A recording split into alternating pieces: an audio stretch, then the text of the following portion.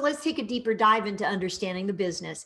Keeping in mind what you just did on page 2 of your topic, potential clients, audiences, who needs you, what are the pains that they have, keep those things in mind regarding these top 10 must-haves in the speaking business. So here's an overview for you, and then I'm going to go through with slides and give you more visual representation of each of these. So as you're thinking about the topics of interest, that's why on the previous page, what's the relevant content that people need to hear from you?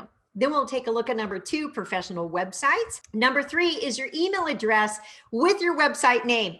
So I'm going to give you some examples on that. If you are still using, bless your hearts, an AOL or a Yahoo, then you might want to have your own name as your business domain.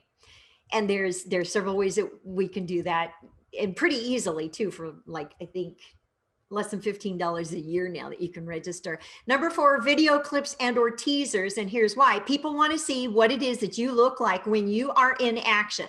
Meeting planners, speakers bureau, organizations that someone has been tasked with, find us a speaker. We need a speaker on this particular topic. That person is doing Google searches, YouTube searches, Facebook searches, Pinterest, Instagram. Sorry, I just made up a new social media there. Somebody grabbed that one. that they want to see you in action. They want to imagine what it would be like to have you speak to their particular group. They're looking for the match. So you want to give them plenty of samples that ensure them that, yes, you're making the decision, especially if there's a comma in the fee, or if not a comma, that it is high 3 figures, because professional speaking, gosh, and it could be that you're speaking to inform, or speaking to educate, or speaking to motivate, or speaking to let people know about your business, about your product, about your service, whatever that it is. Be very clear about what's your purpose, what's your premise, what's the objective. Just this afternoon, I was booked by a speakers bureau in the Philippines.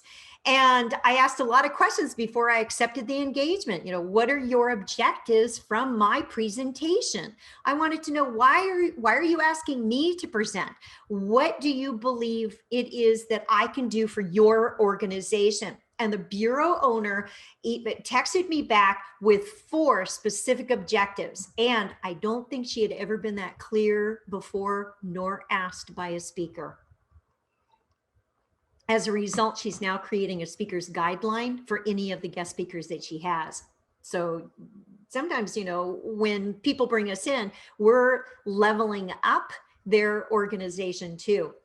Number 5 are going to be speaker one sheets. I'm a huge fan of these, and matching business cards, which is interesting because in a COVID pandemic pause, are people still using business cards? I think we are. I do. And as I look around at business establishments, there are still bulletin boards with flyers and business cards that are posted. So why not?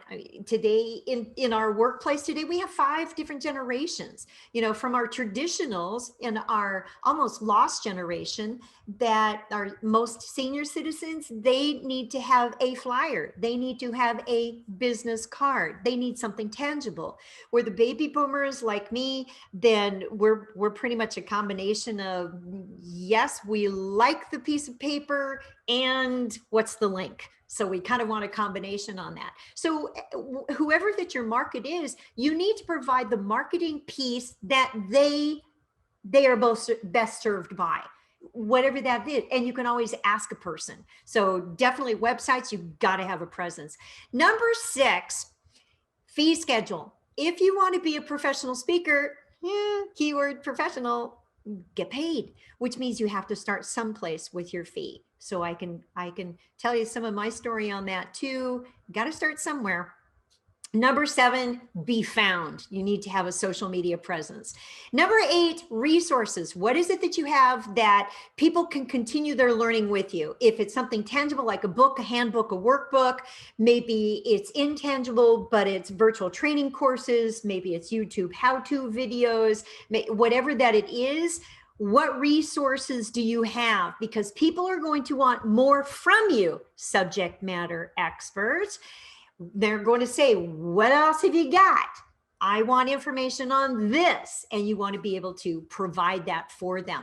Number 9, polished delivery. So we'll give you a source on that. And number 10, ideal audiences. That's why too, back on page 2, then you started taking a look at, well, who's the audiences? Who's the client for this?